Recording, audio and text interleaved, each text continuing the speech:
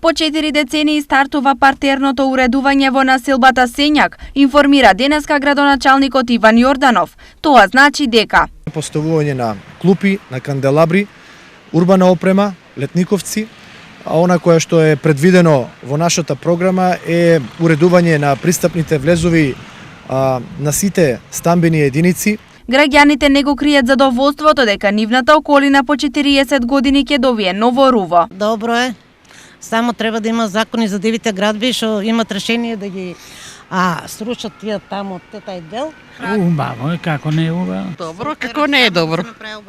Да заличи на нешто. Тука е центар веќе. Тука, како што истакна Јорданов, не се застанува. Вакви и слични активности се предвидени и во други делови од градот. По завршување на овој потек, на овој дел кој што е барање на овдешните жители, ќе се префрлиме во населба 8 ноември и во централното градско подрачје, поточно кај народно познатите кули, веднаш до СВР Штип, на уредување и на оваа локација со партерно поставување на павер елементи,